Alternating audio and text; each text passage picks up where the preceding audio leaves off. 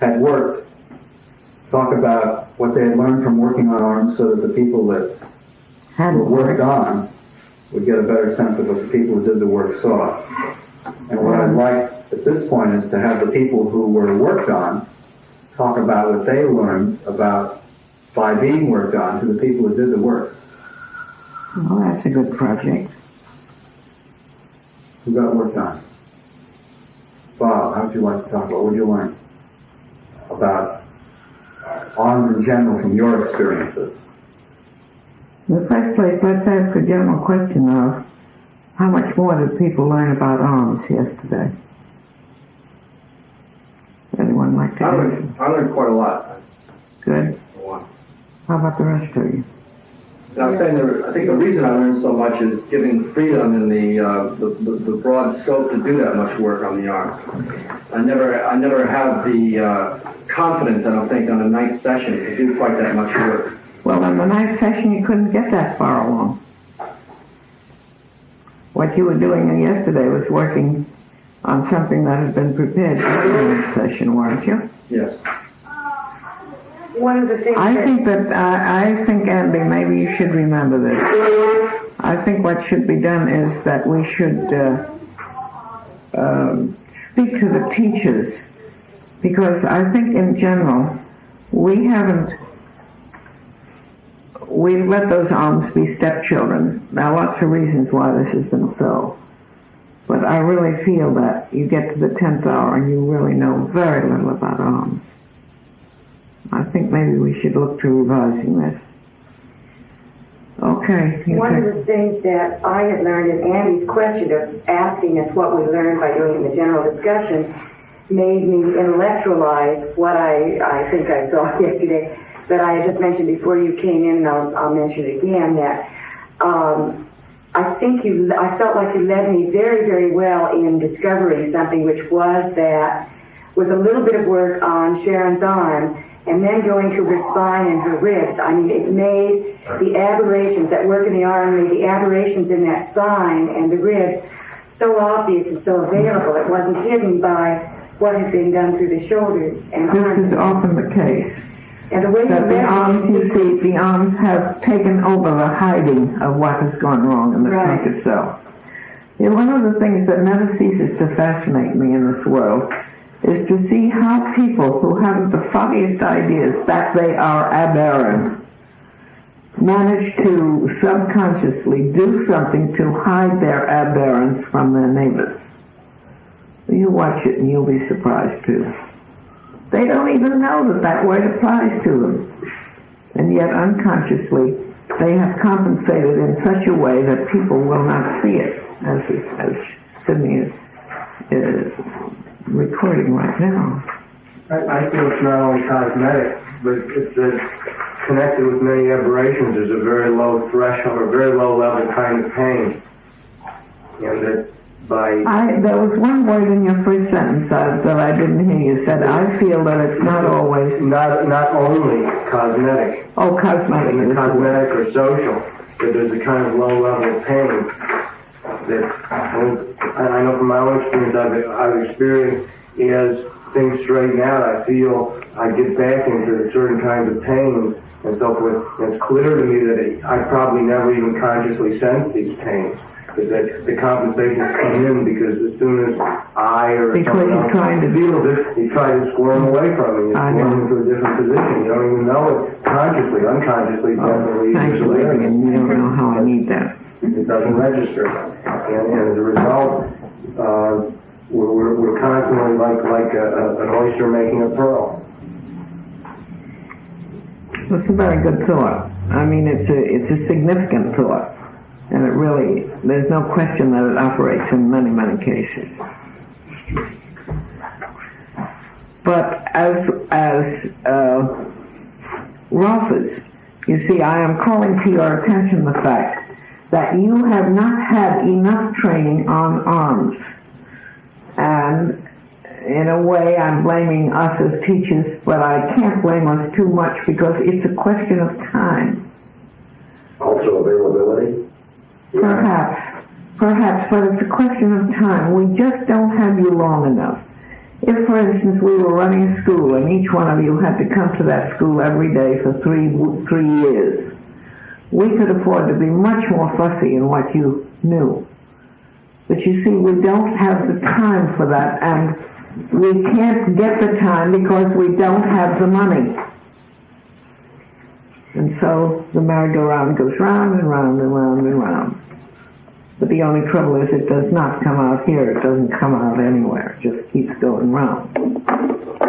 And so it behooves you people to be sufficiently mature to understand these problems and yourselves to try to compensate for them. And of course you can.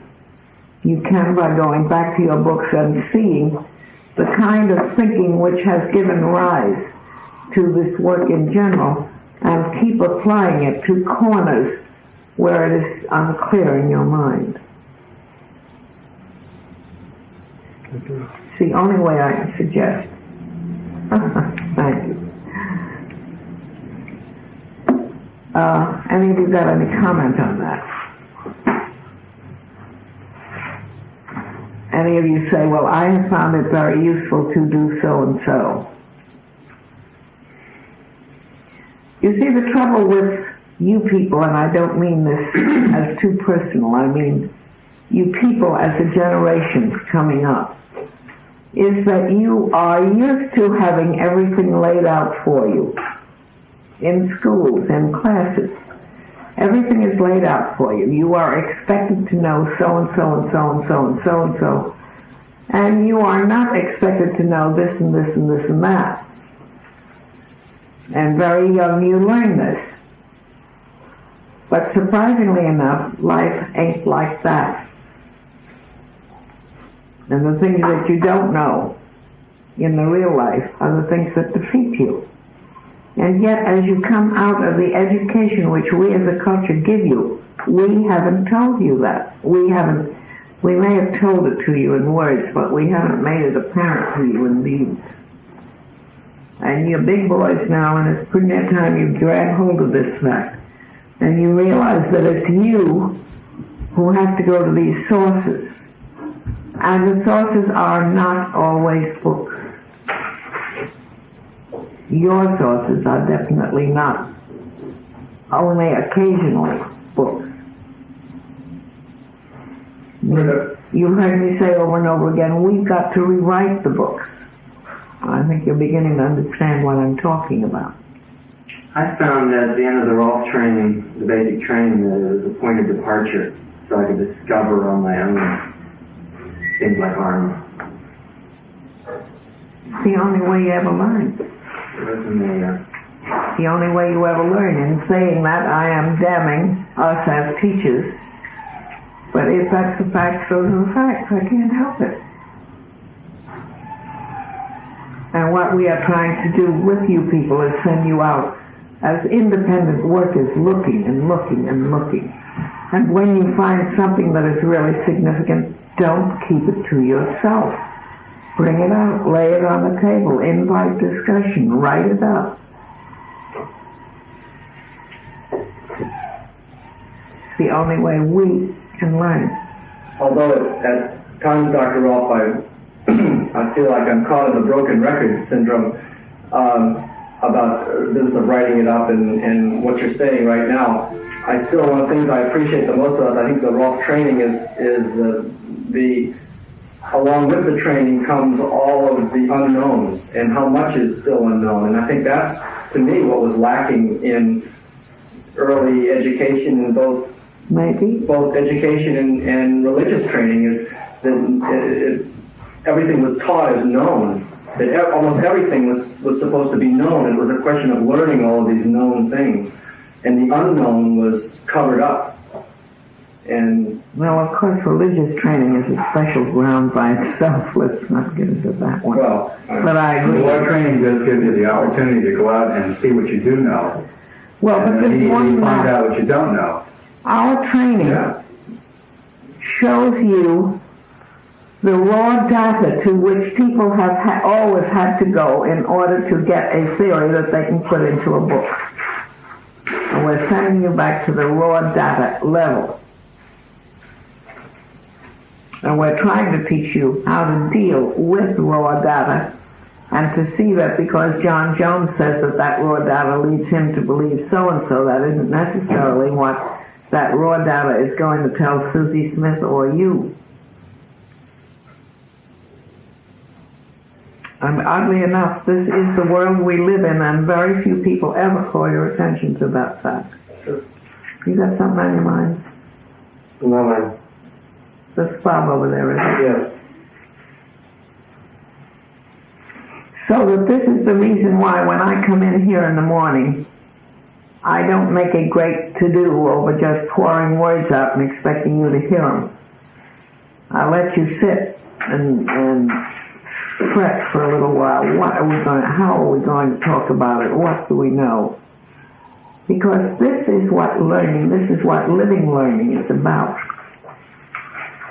And I don't know, other than this, how to train a whole large group of human beings who are then being sent out as teachers, not labeled as teachers, but you are teachers. You're teachers in the way you deal with your life and in the way that the people whom you attract as clients see you dealing with your life. And if you deal with it very poorly, believe me, they're smart enough to know it. And all of this requires attention on your part. You've never had the time to give it the attention before, because always somebody's been dumping stuff into your head at such a rate that you haven't had the time to think about it. So, God bless the world. If you're going back to what you said yesterday about having an instinct for organization, then it would seem that we have to be organized ourselves in order to. Oh, there's no question about that. There's no question about that, and there's no question about the fact that a disorganized Rolfed can't put his message across. And there's also no question about the fact that a man who is disorganized in his life, I'm trying to think of exceptions to this statement right now, and I can't find any, will not be organized in his presentation. Or his work. Or his work. And this whole business of Rolfed is really an attempt at organizing the basic stuff of life, of your life. Seems to me there's a complementarity there. There's the standard image of the absent-minded professor. Yeah. Was so involved in his physics that he can't get his laundry done. That's right. Professor Lycum, certainly he can be very organized in his and very rigorous in his experimentation. There's only a very limited field in which he's organized, though. You see, he has to find a field, and within that field he's organized. This is why it's funny, because instinctually we know this is incongruent. Don't you think so? And instinctively we laugh at that man. Yeah, it's true. So our knowledge is very small too. A Rolfed goes out with a very specialized piece of knowledge. I'm sorry, I didn't hear that A right. Rolfed goes out with a very specialized piece of knowledge. Piece of knowledge. I heard it as coming in as economics, and that didn't make sense. Well, a Rolfed may be very disorganized in his economics. To see the. Well, I'm not sure that he can be to them still be a good Rolfed, because organization is something that goes through a unit, be it a man or an organization or a club or what have you.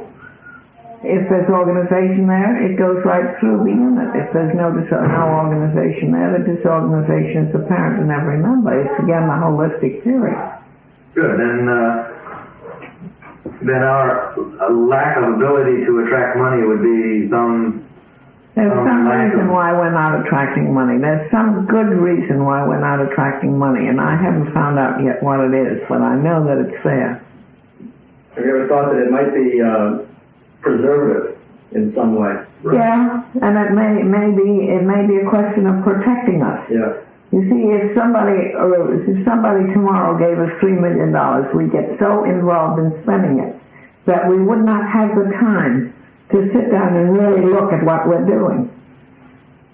And I think everybody would come out of the woodwork then. That's right, and they'd all try to be getting some of that money away from us. And we'd be so busy protecting ourselves and protecting our money and so forth and so forth.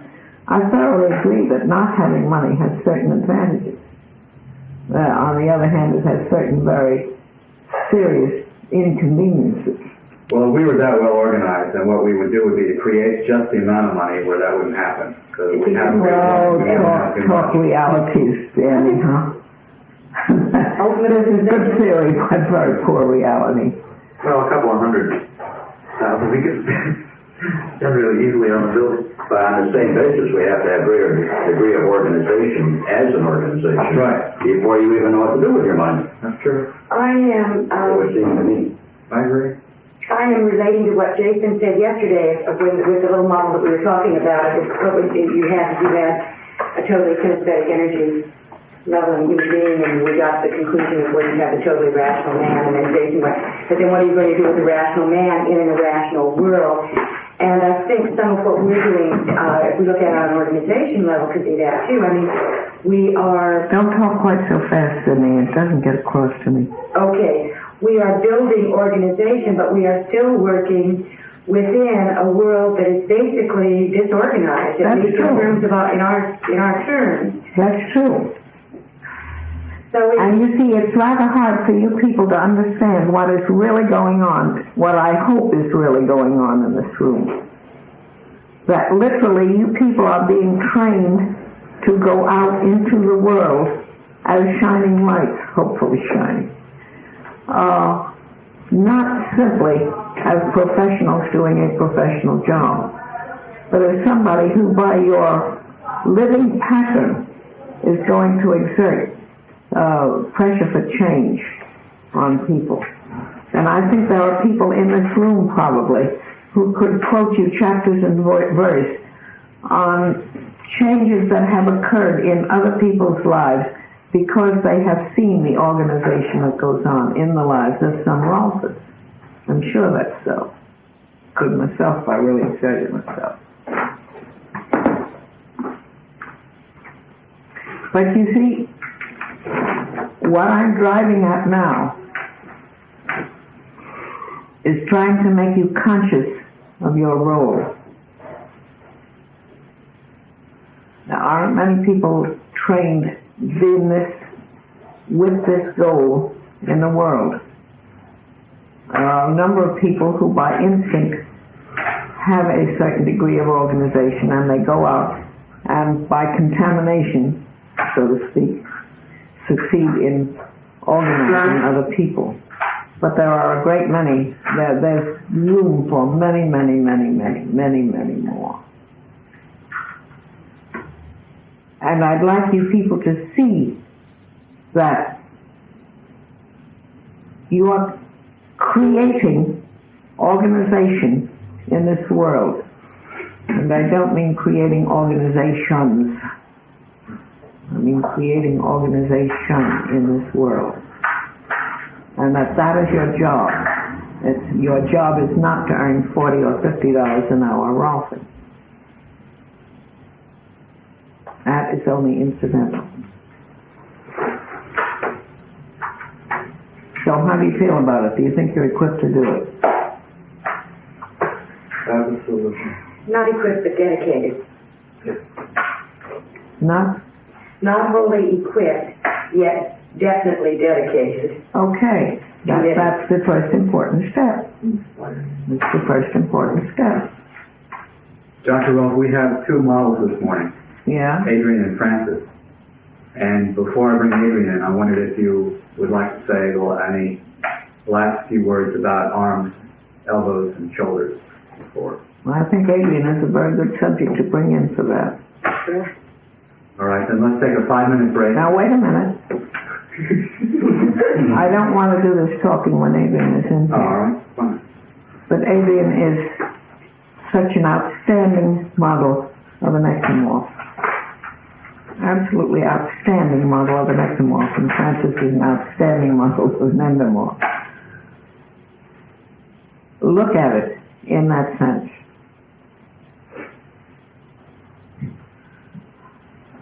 look at the unbelievable length of the joints of Adrian's arms and what she can do with them. They've got to be that long in order to match her body. But be aware of what that does to her body in terms of what it permits her to do, what it forces her to do, and how she has to use her body for it. She has a very good body. She has a much better body than most ectomorphs. And intuitively, she uses it much better than most ectomorphs. Perhaps because she's had Rolfing experience, I don't know. I didn't know her in the earlier days. No, she wasn't like that before she started. She wasn't? Do you have a picture? Real disorganized. Yeah. She still has very poorly organized legs. Yeah. And I keep telling her to go back to Bob, who did her first 10, and get them organized, but nothing happens. I don't know whether I'll get Bob on the job doing it this morning, then I'll know it'll be done. You will also notice that as you look at Adrian, and you particularly as you look at the back of her lower legs, and her uppers, but mostly her lowers, they have what used to be termed that typical female contour. And this is a bit surprising in a person who is so atypical as Adrian. Observe these things. The problem is in teaching a class like this, as you understand, that I see many things and do not dare to say them in the presence of the model. Because every last model you'll ever have picks up every word that you have that is uttered in her presence and takes it home and discusses it with all the neighbors. And she doesn't discuss it in context. And so she gets filled with notions. And this is another one of the problems of Rolfed. You cannot say what you think. It doesn't make any difference how extensive you modify your words. You cannot say what you think, because they do not have the kind of background that you have. And it seems to be a law, a cosmic law, that they pick up every word and try it on everyone and everywhere for size. And it does a great deal of damage, and I'm sure some of you can quote that kind of damage. So, okay, let's get on the job of Adrian. Oh yeah, Francis isn't here yet. Francis won't be here by 11.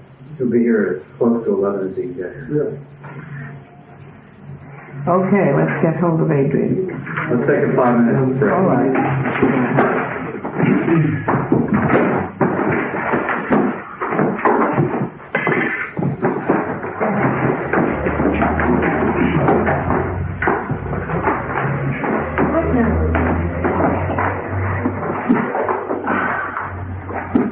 My next reincarnation, I'm going to be a cat. That's why I'm wings of flame. Redbug has no wings at all, but he gets there just the same. So I have to put my wings away. Karen Staggs is here with us. Oh, good. Oh, there she is. Good. We're trying to see that if someone was laying on the table in a flat position and their pelvis seat and their legs that were higher than the pelvis, whether or not it was most usual that they would be short in the psoas or on the top of the pelvis to the side, or whether that shortness was coming from the ischial-tuberosities in the hamstring. Well, again, I think that depends, doesn't it? Well, that's right. That's what we discovered. But it was informative, even though you can't generalize, it's been informative looking at different people and the different Okay, I'm all with you. I'm all for you. I think you're being really intelligent, strangely enough. Here you said that as well. Does anyone else want to try it? No, this is intelligent? Not now.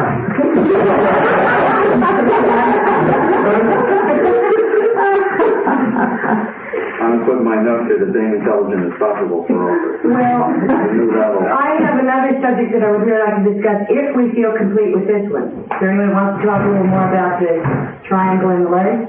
No, but I would like to ask Dr. Rolf what I asked Andy, and that is, many times when people are laying on the table and you look at them and you say, that manish is 6 cervicals too far forward, or there's no movement in this atlas axis, or you're talking about the cervical. And I don't have any trouble understanding what you're saying or seeing what you're saying, but it seems to me that it might be beneficial to have landmarks with the relationship of the head to the neck.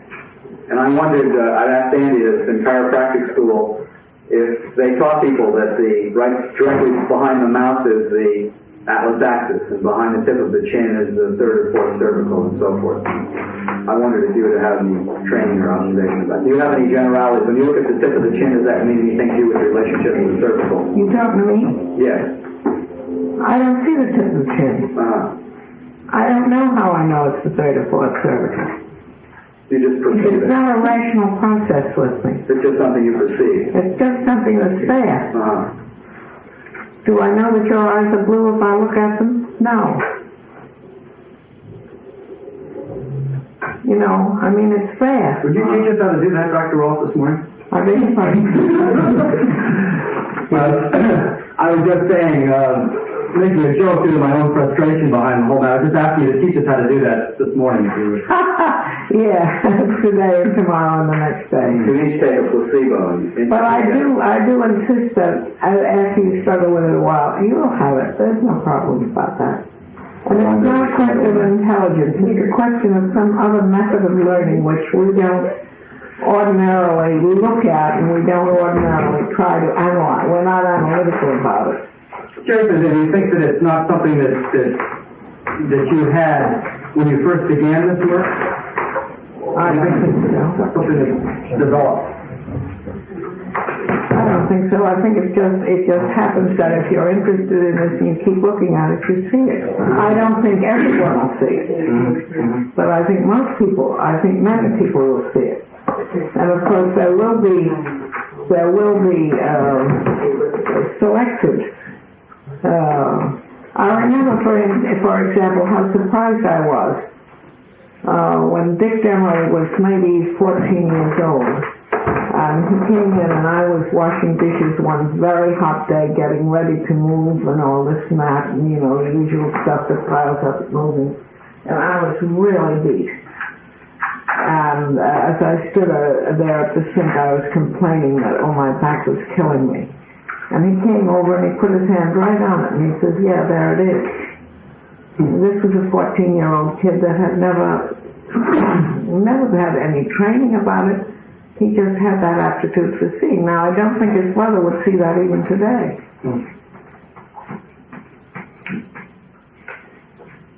Knowing the two, I would agree. Because his brother sees things and doesn't see people. Dick sees people and doesn't see things. Now, this is some endowment that you have. Where you get it, I don't know. Okay, got some other questions to lead us off into a... Yes. Yes, Dr. Rolf, I have. Okay, I'm listening. The other day, about a week ago, I said something about seeing in the advanced sessions more of the areas that you had talked about as being the chronic areas where a person will shorten. If a person is going to shorten, these are the areas that they will. And I mentioned the iliacus and groin, and Andy came over to me afterwards and said, why don't you go back through your notes and make a list of those places that Dr. Rolf has mentioned that would be chronic shortening areas. And put that clearly, that was the only one I could find, was the iliacus through the groin. Well, obviously the iliacus through the groin is going to be a critical area because that's where two great parts of the body join. I went on to... Obviously, for the knees are going to be a similar area, but much less apparent, less obvious, less frequent. I went on to add that my own guess is, well, I've heard you say about the second and third rib frequently jamming together, which I guess you could consider a shortness. Well, you see, that's our tendency to do this. Right. And I also included the quadratus lumborum. Yeah, the quadratus lumborum is a mixed blessing. You see, it shortens, yeah, but it also goes forward or backward in the shortening. You know what I mean? I mean, there's two directions to be taken into consideration there, not merely this and this, but this and this. Also seems to get obtuse as well. Mm-hmm. Mm-hmm. But you see, it's worth stopping and thinking at this point about these things, because you do get additional and more light on them.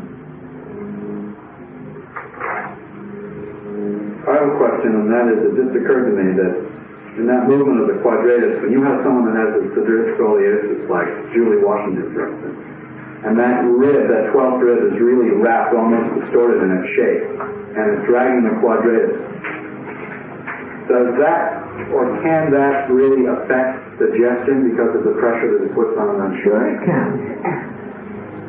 Of course it can. How can it not is what I would ask you. It's amazing to me that someone like Tweed functions as well as he does. Really? With those ribs folded way under. And I agree, and you'll go through life being amazed at this kind of thing that comes up every so and so often. But I asked her if she doesn't have any digestive problems, and I don't think her endurance, I don't think she would run a whole lot too far, but she certainly puts in a long day. Hard work. She seems to be a woman with a lot of stamina. Did she have any comment concerning your question? I'm missing what you're asking. You see, very often people as young as she is have succeeded in keeping these things out of their consciousness. They've done this with an unconscious protection of themselves. And it isn't until they get older and that protective instinct gets poorer or their symptom gets worse that it begins to be apparent to them. Oh, good. Well, Tweed's a little bit over 40 now. Is she as old as that? Yeah. And I would have thought that it would show up by now. I mean, I'm sure that, I don't know what's going to happen when she reaches 60 or 70, but she is just, the impression that I got of her when she arrived in my office, her face was very flat. The expression of her face was very flat, and her being and her body was something that stopped at her neck a lot. And Thank you. And she's found it to be a pretty joyful process of getting into it, as far as I could see. I would have, if I were in that body, I'd be racked with pain, but she isn't. I don't know. You never know how people adjust. I mean, there's something about temperament that we don't know one solitary thing about yet. The way we protect ourselves, the way one person protects himself and the other person absolutely refuses to use that mechanism for protection. We don't know what this thing is. This comes under what the metaphysicists call karma. But what that is, I don't know, and I'm not willing. It really is interesting because that concept or that event, that fact, often seems to contradict what we would expect, as in the case of Tweed or as in the case of several other clients that I could name that have such different left and right sides that you would expect them to act in a schizophrenic manner, and yet they don't. They have somehow held themselves together in the face of this discrepancy. I don't know a thing about that. I mean, I know that it's there. I've seen it just as you've seen it. But I don't know a thing about what it is that gives them the guts to go on and really behave as though they were normal people. Dr. Roth? Once we get, if we get the elbow balanced so that it's going out, it's pointing out, and it moves straight out and straight in, presumably. Why don't you get your right elbow balanced that way? Yes, ma'am. No, now, wait. Put your hand up the way you had it before on the, there, that's what I'm talking Like about. this? Yeah, That's what I wanted to ask you about. go ahead. Now, this is a balanced position? It's a balanced position when, if you move the elbow, you can, without turning the arm, immediately move it straight out. Without turning the arm? I mean, without turning it this way? Look, if you have your elbow like this, can you move your elbow straight out without turning the arm? Yes? No, you can't. Yeah. I can't. I don't Like feel that different from you. Like this? Watch her arm. She was doing it with her arm. Now, Sydney, you're doing too much with the whole arm. Go back, go in and investigate the joint itself. No, you're going that wide, and you should go that wide to feel what's going on.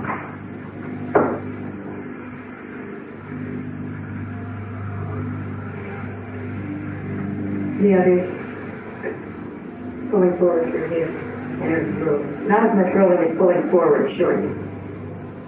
I still say I can do all kinds of things with my arm without moving my shoulder, but what you're doing is controlling this whole trip by turning your shoulder. Mm-hmm. Drop your shoulder. Drop it. Lay your arm on the run on the chair. Now come in half an inch and see how you come and where you come to.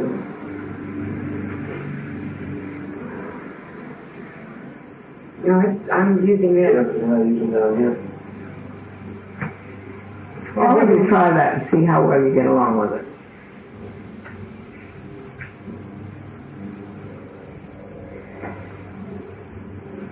See, there's no use making waffles out of you if we can't teach you to think other than as a layperson thinks. You know, the layperson thinks he's got to do this to move his arm.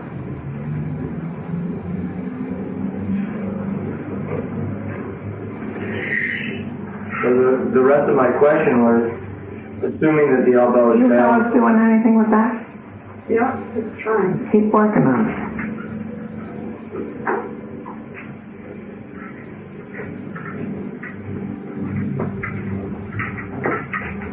Oh, it's not easy. Hello. What did you do? Is there anything up there? You should remember to call Not that can work anymore. Rosemary. Adrian? That's Adrian. See, she's the one who should remember it, not me. She should. Dr. Rolf, I want to ask you about the mysterious antagonism of the pectoralis and the latissimus in the balanced elbow. No. I wouldn't say they're antagonistic, I'd say they're cooperative myself. I've understood that one of them extends the elbow and the other one draws it in. Right. So that's a cooperation, right? Well, it's an agonist-antagonist Yeah, okay, relationship, that's what I mean. The label doesn't matter that Yes. much.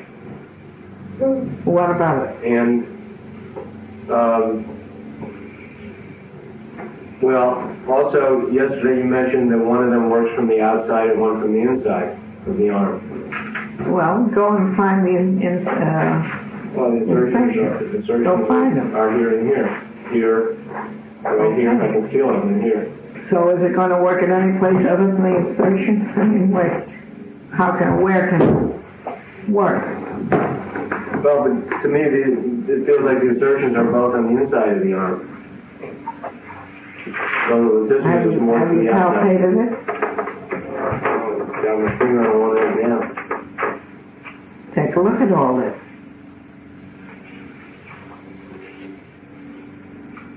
So if you turn your elbow out, both of those insertions come to the inside of the arm.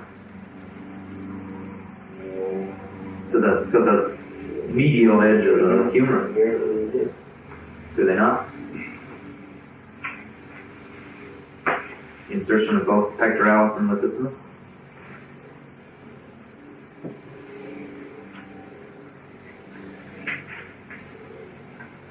Well, certainly as your arm goes out, this is the muscle that does it.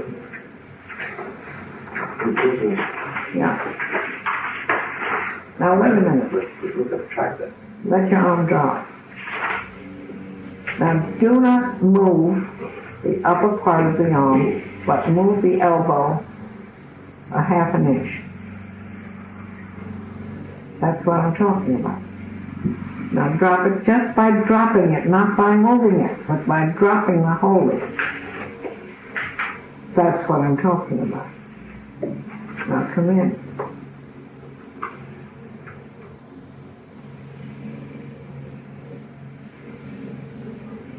Now feel what's going on in your back as you do this.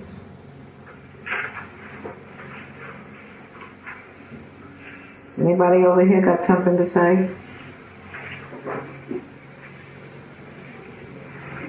Yeah, my upper rhomboid gets involved. The upper edge gets involved when I try playing with my elbow like that. Your upper arm what? The rhomboid on the left side when I get the left elbow going out like that. Yeah. I can feel the action through that part of my back. Now, use one of your usual gestures, one of these wide. Do you feel how you're bypassing?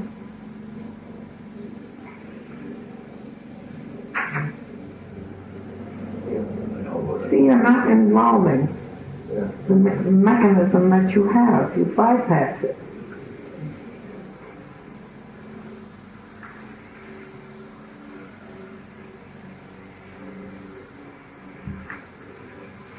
Now this is part of the story of great athletes. I don't know the rest of the story. I've never given much attention to it except to look at it and decide that it's so. Some of these people come into the world with an intuitive knowledge of this.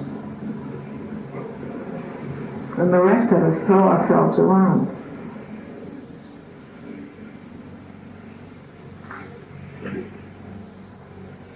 But you see, each and every one of us has a very wide range of possibilities that we're not using in that physical body as well as in the mental body.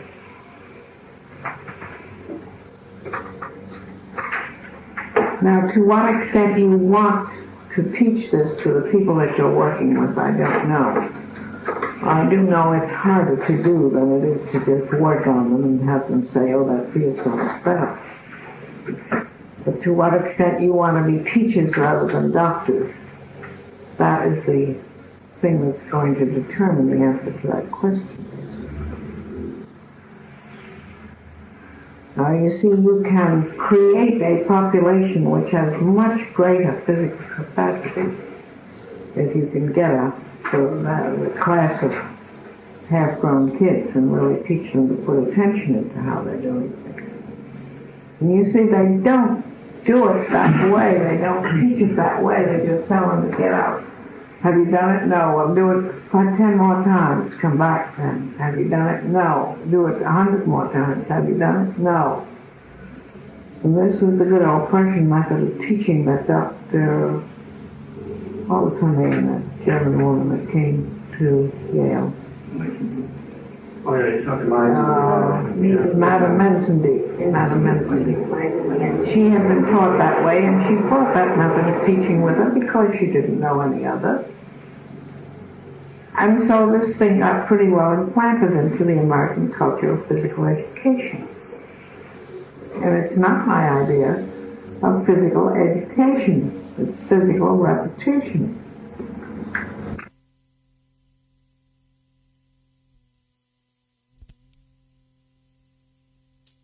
Out to do the job, and it's much more a mental process than the other. Dr. Rolfed, whenever my elbow is worked on, I always feel it in my lower back, and I never really understood why. Do you now? And, well, at the beginning of this class, I was talking to some people who had done a 6-day intensive with Michael Salveson, and they had talked about the approximation of the two fields, as far as I could understand, but the elbow, that as the elbow hangs, it lies right next to the lower back, and that there's some crossover in the fields of the lower back and the elbow. Well, no, I don't doubt it, but I think I would see it as a minor contributor to this. And without I'm not sure I even understand that particular theory, but without that, no, I don't really understand the relationship between the elbow and the lower back. Well, for one thing, where does the elbow contribute? What set of stuff does the elbow contribute? It goes from here to here, and from here you go to here by that one, and by that one, and then you change cars again, and you go by that one. But you see, if you have the right day post, it's very little changing of cars. The right tracks. You see what I'm trying to say? Yeah, I do see. Yeah, I don't see it as a direct connection. Although the fascial connections undoubtedly are unbroken. But the muscular connections as such are broken. Well, am I talking sense or am I talking nonsense? After all, if the muscular connections... Actually, the muscular connections aren't even that unbroken. No, and if they're not, the fascial connections can't be unbroken. Yeah. But things lie next to each other, and they lie connecting with each other, and to sit down and complain because you can't get a through train is silly. If you get the train working properly, and somebody switches the car from one train to the other, and you don't have to change trains, you're doing all right. Has this contributed to your confusion, or has it deepened it? What does the triceps do? All the above, Dr. Rolf. Dr. Rolf, what does the triceps do in this picture? I don't know. Which train is that? Which line I don't is that? know. You go play with that. That's not my department. I don't see that as my department. Yeah. I feel that the arms that we are neglecting how much of a balancing agent our arms are. As the center of gravity, if you really look at the pictures, at that, whenever you change that center of gravity of the whole body, the position of where the arms are hanging so much more. So the relationship to that spine is good. There's a lot to what you're saying, Cindy. This is a smart observation. Good, Cindy. Yeah. Yay, Cindy. I immediately thought of the guy walking in the tightrope, and of course, just a small little movement of that bar affects his entire balance. And that would be true for our arms too. That's why you use such a long bar. See, a lot of those people could teach us a lot of things, but it never occurs to us to go to them to learn. Those people really know. They know in the real world. They don't know in the theoretical world. About balance. But their life depends on their knowing it in the real world.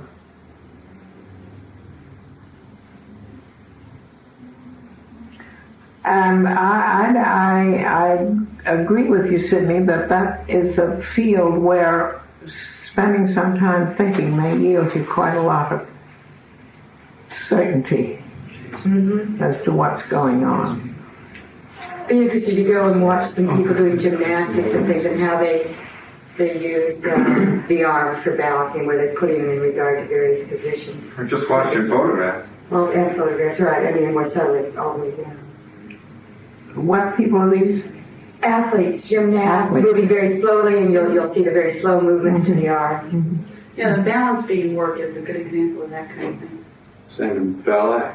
Yeah. But it's not just there. I mean, they serve just as much of a balancing purpose for us, just walking from here to the dining room. Now, wait a minute. Did you see what you do automatically? You just deliberately throw your elbows out of the picture. Well, it's the fold of the chair, Dr. Reed. It is nothing of the sort. It is the fault of Sydney. Gravity's a little crooked in that corner.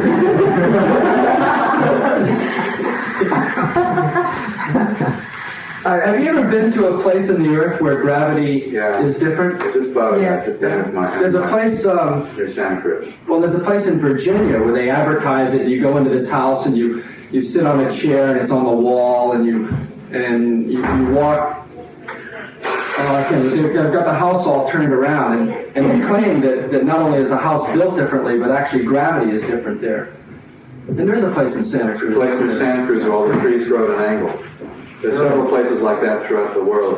They think it has something to do with the lines of magnetic flux around the earth as they cross. You have like holes in the gravitational field. Is that like magnetic domes that they talk about in dowsing? Oh, no, that I don't know. No, But I know that if you hold the key on a string, for instance, it will go that way. Really? And then when you walk, you feel out of balance. The force of the How big is power the of it area? is just amazing. Trying to do. One in Santa Cruz is quite large. I mean, it's 80, 90 square feet on. You know what it's called? Yeah, the mystery spot. Mystery spot. You said something, Sydney, which I didn't hear. I said the force field of that is incredibly strong. You mean you've been there? Yes. And it's very interesting because I think that if we weren't so used to experiencing, if we came from a gravity-free situation, that would be like similar to what gravity would feel like. And maybe I'm wrong in this, but that was my That's how I felt in Virginia. experience. Yeah, in that place in Virginia. Where is this in Virginia? It's somewhere on that Blue Ridge. I'd be interested. I'm gonna drive down through. Are you? Yeah. Well, you can't. I find out for you, Tom, the exact location, but it's on that Blue Ridge Parkway. Is it? That would be a Something like that, fantastic you can- experience. It's easy to get There's to. 7 of them isn't in it? the world or something. And the minute you walk on that hill, the minute you take a few steps onto that hill, I had the same feeling of being drawn heavier down into the earth. That it seemed, the gravity seemed to increase. There's one in Finmore. There's one in Washington. Finmore. Oh, is there? And it's only about 3 feet square. Oh, you're talking about the power place up on the top of the ridge. Yeah. Ah, I've been up there. I didn't find it so remarkable. Well, this isn't like, that one's very small. These others are quite large. Trees are misshapen, and I was in Santa Cruz. And you have to and I stand rode at an along. angle? I used to always carry a key on a string. Because when I used to do a lot of diving, if you've been under the water for about an hour and a quarter at a deep depth, you'd lose your perspective as to where gravity was. And a fish would swim by and you'd be on your side, and you'd think that you were belly down to the floor, and the only way you could do it would be to watch your bubbles, and after a while that got kind of mysterious, so I used to take a key out of my pocket. If the key was going that way, I knew I had to go this way. And I pulled this key out of my pocket, and it was at an angle like that. And it was really strange. Where was that? In Santa Cruz. Because I was having a hard time standing up to where I wanted to stand up. angle? About like that. Oh, it's a big angle. You really have to lean into it. I mean, just way over. You see the horizon. The horizon hasn't changed. Right. The trees are Well, you gone. see, it would be a right interesting all down little to piece of meters. research if some of you people that knew about Rolfed would go into some of those areas and see what you felt. Maybe we could use it to reorient some of our problems. One of the things Maybe we could. One of Not beyond the possibility.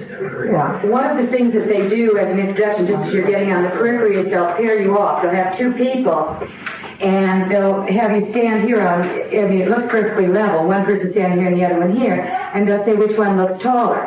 And you'll say, oh, the one on that side. Okay, now change places. Which one looks taller? I just got shorter and that person looks taller. It's very peculiar. Where are we talking about? In Santa In Cruz. Santa Cruz, what is Santa Cruz?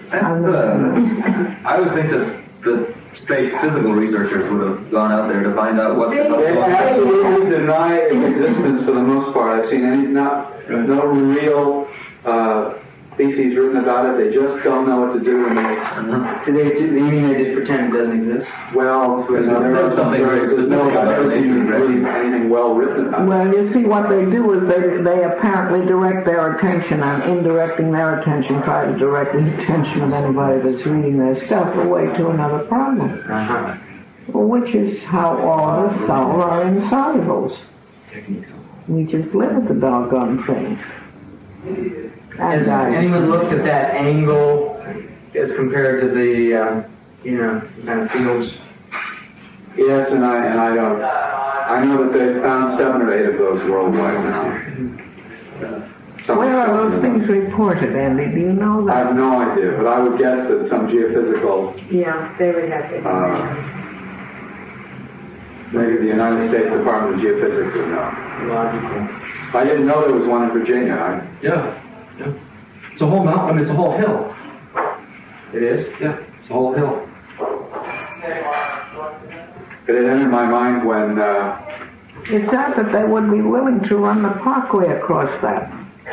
Well, Dr. Rolf, at least the one in Virginia, they commercialized it very heavily, and they've obviously built the structures, the buildings and all the rest of it, way out of proportion, so that to demonstrate this thing, so it's sort of a gimmick.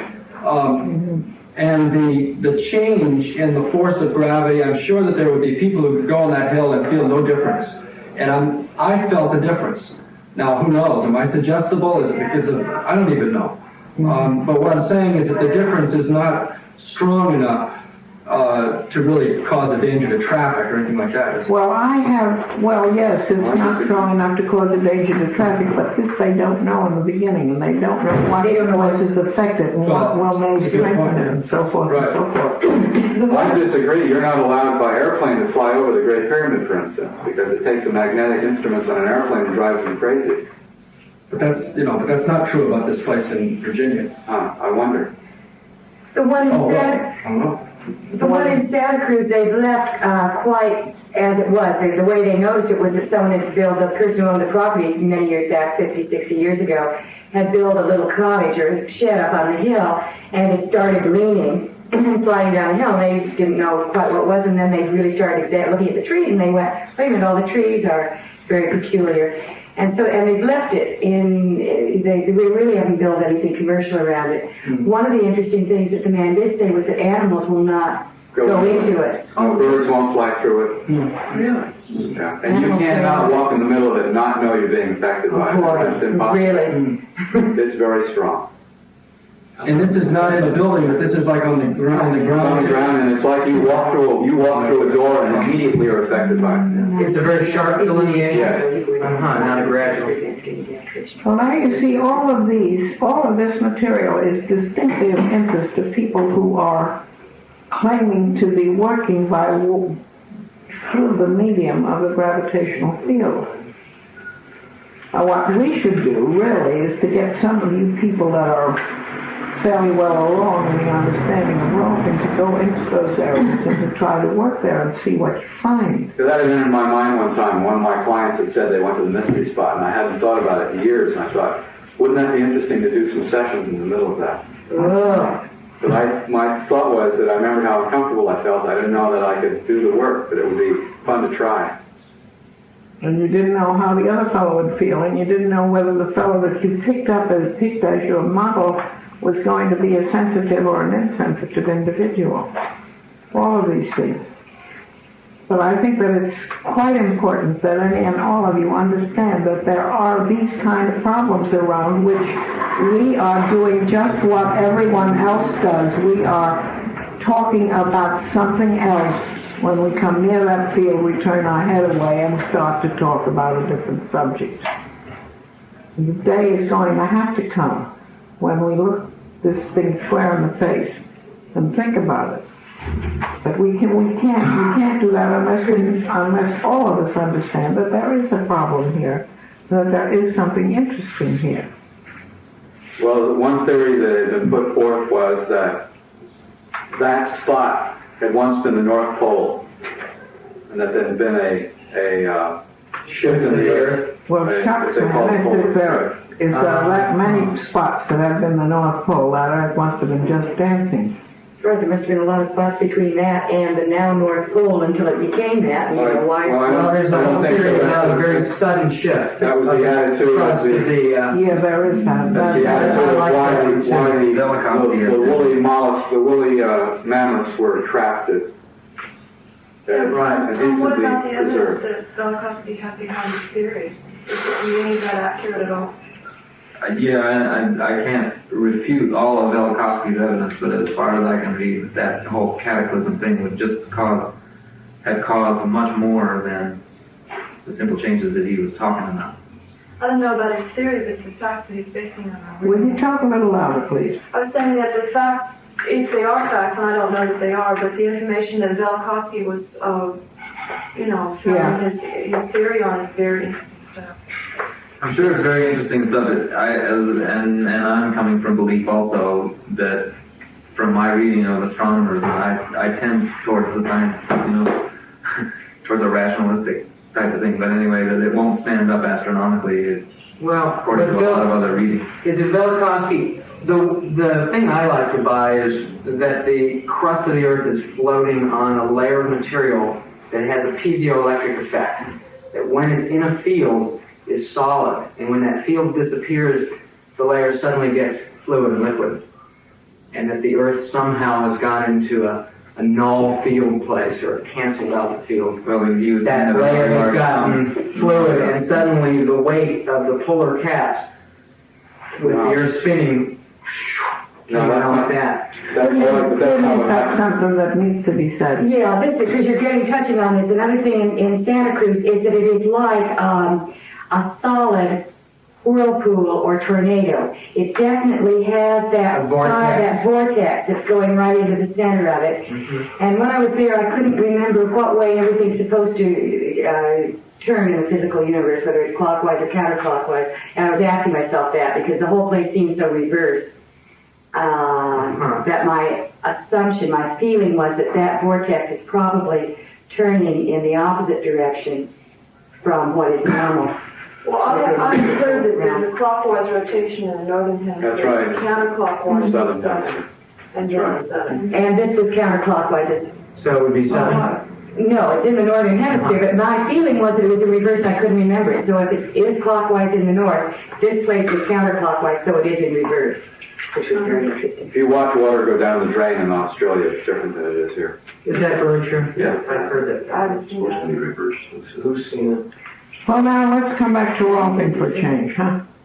We've had our trips to the Wild Blue Yonder today. Yeah.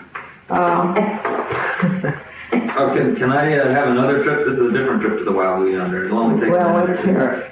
I spent an instructive couple of hours with a guy named Dr. Schoberg over at the University Museum yesterday afternoon. Here in Philadelphia. Yeah, because I had heard you, we had talked about Egyptian art. Yeah, right.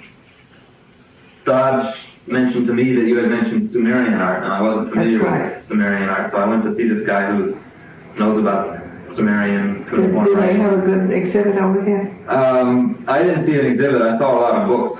Uh-huh. And what I would like to do, let me mention this here, and maybe you'll deal with it. What I would like to do is to get copies of a lot of those books and tear out the pictures and put them together so as to show the way in which these various cultures have modified human bodies with their ideas. You see, a Sumerian statue will show you a different type of human body from a French statue.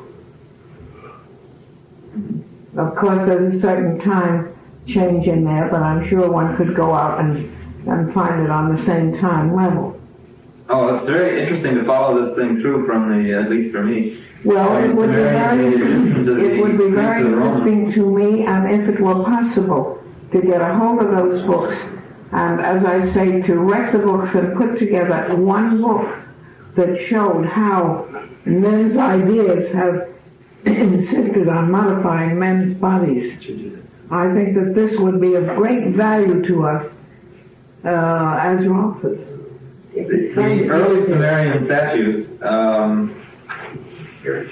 had very the relationship between very right-angled joints. Very right-angled joints, and not quite so stylized as the early Egyptian stuff. And I don't think it was because those Sumerians couldn't stylize or couldn't make right-angled joints. It couldn't represent them. I don't think that because the interesting thing is that in the 4th millennia BC, from 4000 to 3000 BC, they are not so. You would expect that you would come from a more primitive toward a more. Well, you see, I would like to get hold of somebody. It could be you're the man to do it. I would like to get hold of somebody that would devote 5 years, 10 years to getting this material together and publishing it. This would be a very great contribution. That's right. He's a good one for it because he's going around the world too, so he'll have a chance to. Tom, can I see those photocopy things you're going to say? No,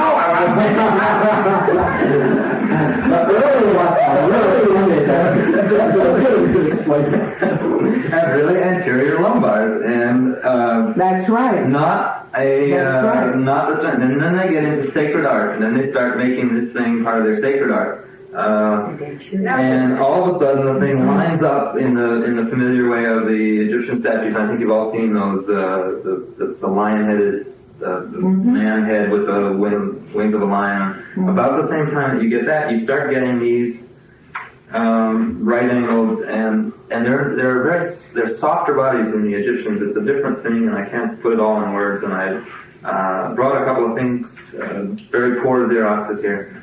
Just so you could see, there was this guy named Gudea, and he was the Golden Age king of the Assyrian, Sumerian empire, and he himself is portrayed in statues as being rather short-waisted, but his son, and at the time of his son, the art really hits its height. And the most interesting thing about these statues, the most interesting detail about these statues, and I'll pass these things around so that you can see, is that the little toe and the little finger are just about as long. I mean, if you look at mine, and if you look at most everybody's in the room, the little finger is quite a bit shorter than any of the others. Yes. And in all of these statues, the little toe and the little finger is just about as long, is represented as being equal in size to the rest of them.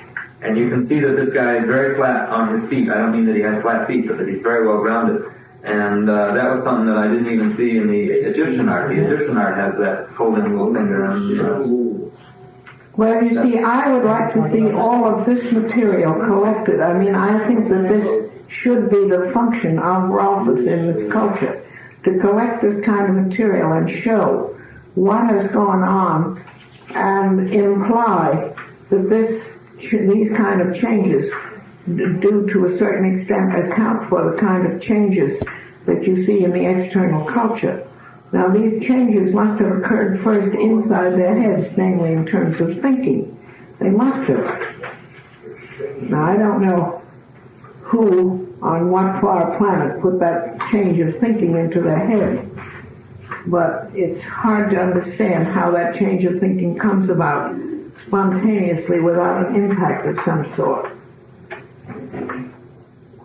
But at any rate, be that as it may, I certainly would think that it would be very valuable, not merely to Rolfed, but to the world as a whole, to get this sort of stuff collected. Does anybody know if through the And then you would go around and ask people for money, and people say, well, what are you going to do with money? Don't tell them this because they won't believe it. So here's one good place to put it. I'm sorry, Mary. Okay, does anybody know through examination of mummies and things like that whether the physical bodies of the people went through significant postural changes as they were I don't changing think their we could see from the representation mummy of... because you see, as they mummify them, they change the body. I mean, the mere fact of embalming, the mere fact of pulling out the fluids from the body and substituting other fluids and so forth, one would expect would change that body. I I just wondered if there's any way that you could tell, through the spinal structure, what was left, anything like that, whether there would be any... I don't think that anybody has put attention on it. And I don't think you could do it without you had the backing of a certain rather generous sum of money to allow you to travel here, there, and the other place. If I wanted to do a job like that, I would go to London and haunt the British Museum for a while. That is the place. And also the Museum of Berlin, but I think the London Museum could probably do a fairly good job for you and you wouldn't have the problem of See, language. the question wouldn't be just whether the art is changing, but whether the people changed it. I know, but let's see what the artists do. Now, not every artist in the 20th century, for instance, follows one pattern. And I wouldn't think that every artist in the 1st century BC would follow one pattern. They'll follow what they see. Back in history, the forms were more traditional to the period than they are Who today. says so? Well, looking back, like music in the Baroque period had very set rules. That's true, but that isn't looking that far back in history, and furthermore, that's music, and that's not visual art. I mean, these visual arts are copying a life pattern. I'm just saying Greek statues look like Greek statues. I hear what you're saying, but on the other hand, Greek statues probably look like Greek youths. Mm-hmm. As opposed to Egyptian I wouldn't doubt statues for a not minute looking like that what is that wonderful Greek statue of the snakes and the men? Laocoon. Yeah, the Laocoon. I wouldn't doubt for a minute that that was representing actual Greek bodies.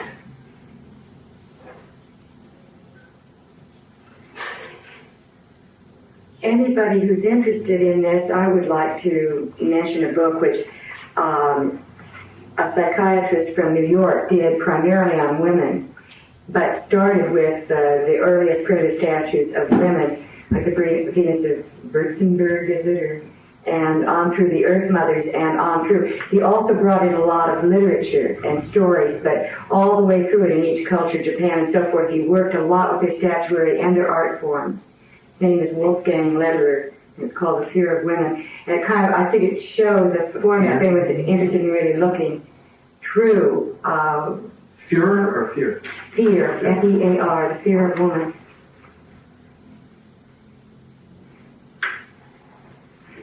See, all this stuff can and should be brought together and will throw a light on some of what we are trying to do. We'll throw a light on whether we can do it. We'll throw a light on whether it's worth doing, whether we'll ever be able to get backing, cultural backing for our ideas of the possibility of changing people. Well, you see, people come to me and they say, well, you claim that by changing bodies you're going to change their temperaments. I say, yes, I do claim that. Well, are they going to be better? And I don't say to them, well, go in and look at what's going on in the Rolfed organization. That's nice that you don't. You're not around. I don't dare. I don't dare, but it's something that you people could think about. It's one of those officials coming up.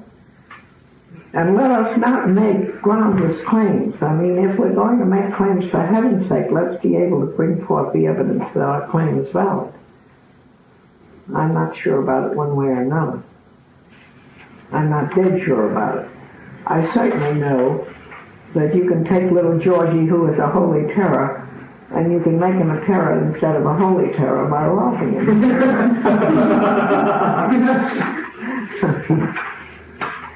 Speaking of holy terrorists, we got one outside. Holy terror. I heard of them. Wow.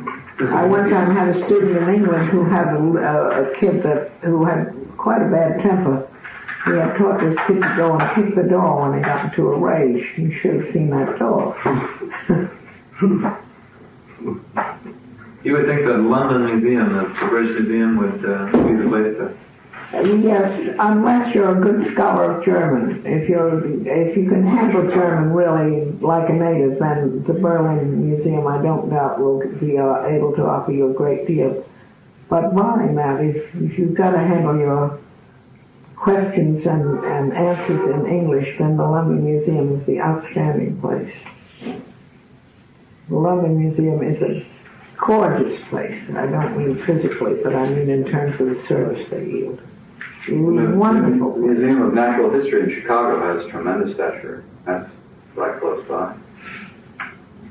We really have some time. I doubt that they've got as much ancient material. You see, the London Museum was able to draw directly on Egypt in the days when England... When the English were out.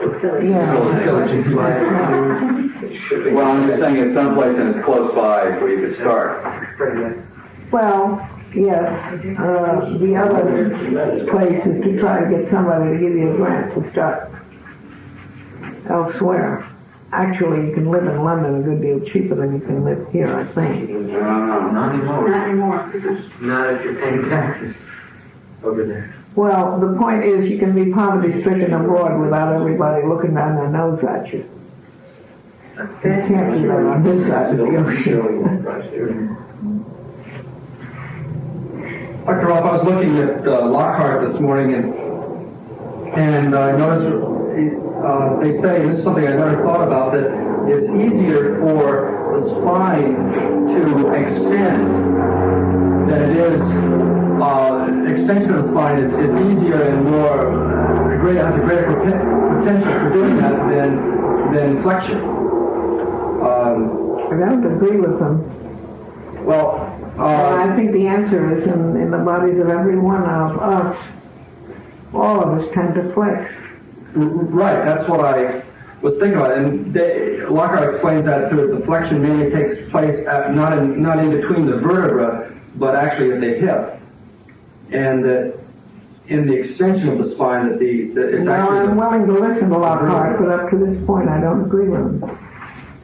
Well, then I also noticed that they say that the bulk of the post-vertebral musculature is twice as large as the pre-vertebral vertebral musculature, and that's reversed in the primates. And in the gorilla and in the primates, of course, they're much more. And they think that the bulk of that prevertebral musculature in the primates is what keeps them in this. They didn't say that, but that's what I was thinking. And I'm wondering if a lot of our tendency toward flexion might be, what's the word? Anthropological? Might be phytogenic. Well, as you all know, the cell starts as a spherical thing to begin with. Right. So that just from the time that you get from out of that sphere, that organism, whatever it is working to get somewhere other than a sphere. And obviously that original tendency towards sphericity is still going to persist. Mm-hmm. Also, the beam of the spine in a primate doesn't curve like a human spine. It arches. Almost a perfect arch over, which would mean that everything would hang in front of that beam. Oh, yeah. Say it again, Andy. The spine of a primate, a gorilla, even a chimpanzee, is a curve. It curves forward. It doesn't have the intercurves that we have. Secondary. It doesn't have the secondary curves. How far back does that go? Do you know? I've often thought about this and wondered, but I've never... What that would mean is that if it's curved in a forward arch like that, which would drop them forward, then everything from that beam, it would all have to hang forward. All right, but what I'm saying is how far back in evolutionary evidence does that go? How far back in terms of years and in terms of species? It's so easy to throw words around, and then you have to begin to look for the evidence. Well, describing what you talked about, that jumped into my mind. I saw that slide that I have in my presentation that shows the spine of that gorilla. And then when I thought of what you said about the spine being an upended beam, it made sense that everything would be in front of the spine. It's vertebral. Jim, that's a trouble with that word. What really interested me was that it did seem at first contrary to what we see, which is flexion of the spine so much, and the pulling down in front and the up and back. And it just made me think that was possibly more something coming from our evolutionary past than necessarily I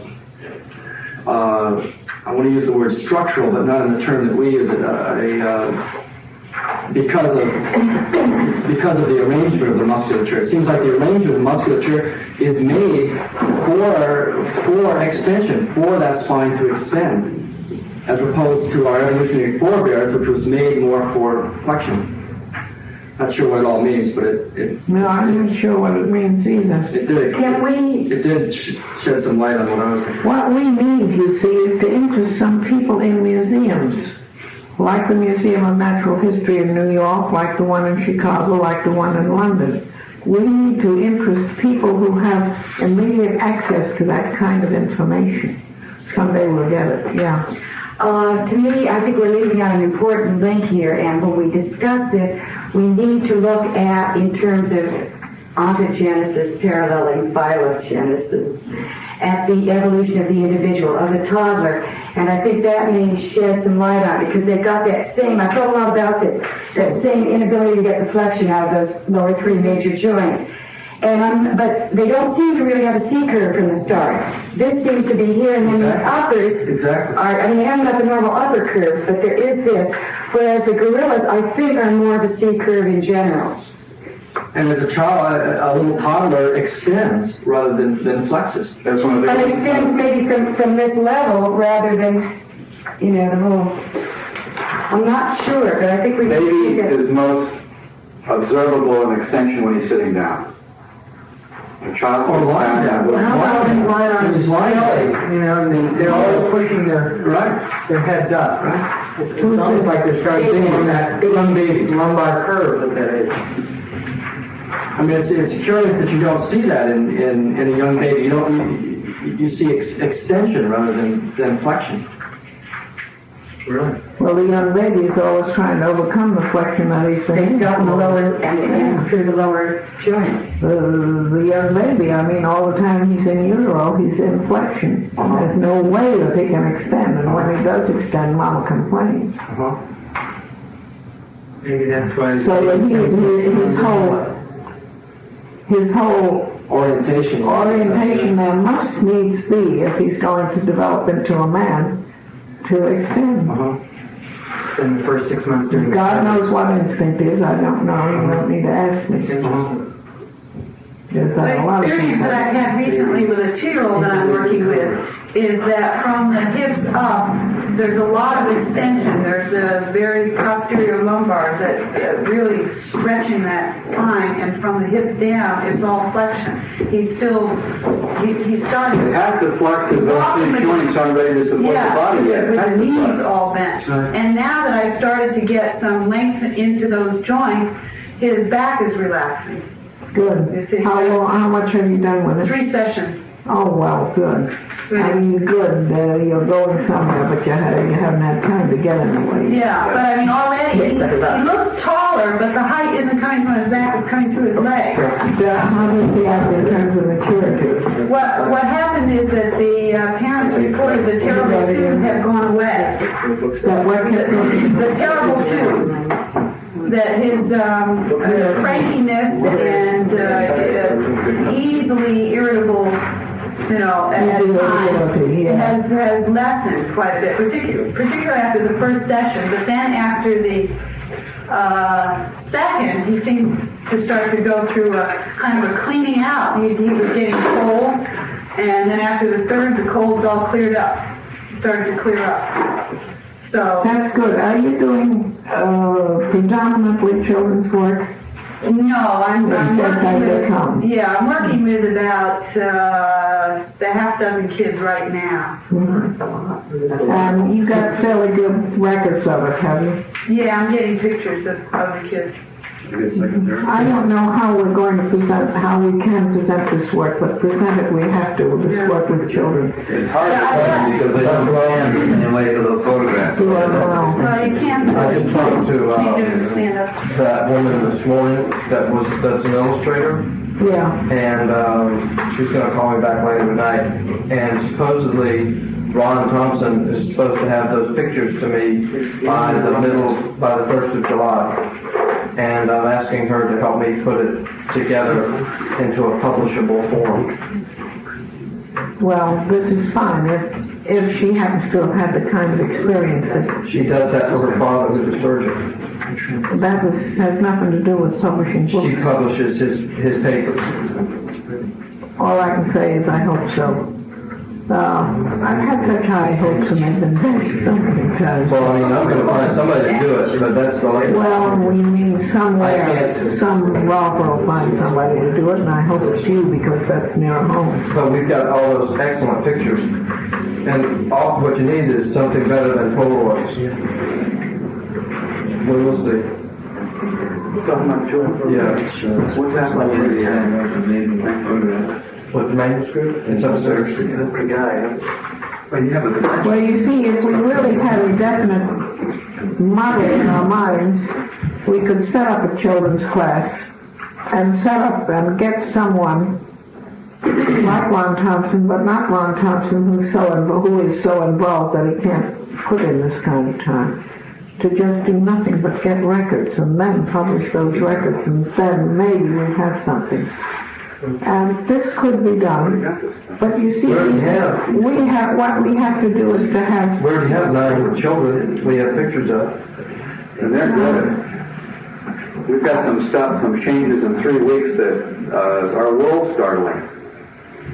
Why doesn't the world get startled? Well, we haven't published them yet. Pictures. Ron thinks that he's saving money by having it done by somebody else, and I kept trying to convince Ron that you don't save money when it takes more time. That's right. He didn't learn that yet. I'd like to take a break now. Yeah, I think this is a good idea.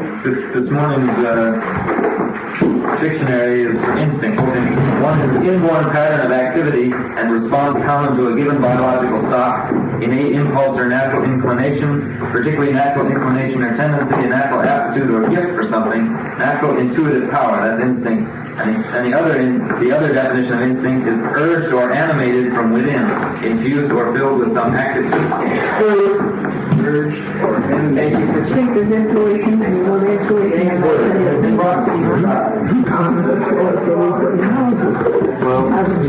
He did. What? We're talking about how heavy he was. He also had a lot better control than when he was walking. But it may be Bob, I didn't see him in the early stages of the game. Steve, how would you like to get up and take a walk between here and the door? Just nice and slow and... Sharon? You hear it? Oh, absolutely. He's You'll be running away with the train from there. Okay. I can't imagine any human being being willing to put that much energy, to throw that much energy out. See, what he's doing is he's nailing down the floorboards with his feet. Especially his right one. Especially his right one. His whole body goes out of it. And I would look for that largely in the hips. The general pelvic region. So is he yours? No, he's Andy's. And this is the second advanced battle. Only the second? Yeah. Yes. And last time we worked on the top half. Uh-huh. There, that's great. Well, Mary met Jane. She hadn't seen her for a long, long time. So you still married to John? This is so, yeah. Well, what's the matter? Well, not actually look like a good God, and now looks like a goddamn freak.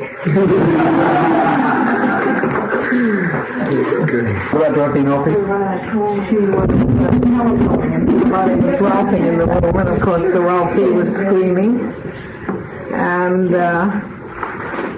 she could hear the operator on the other end of the telephone just drawing her breath and wonder whether she should send for the cops, whether it was murder being done or what it was. And Dorothy, quick with it, sister said, "Oh, don't worry about it, operator. They're just having charades."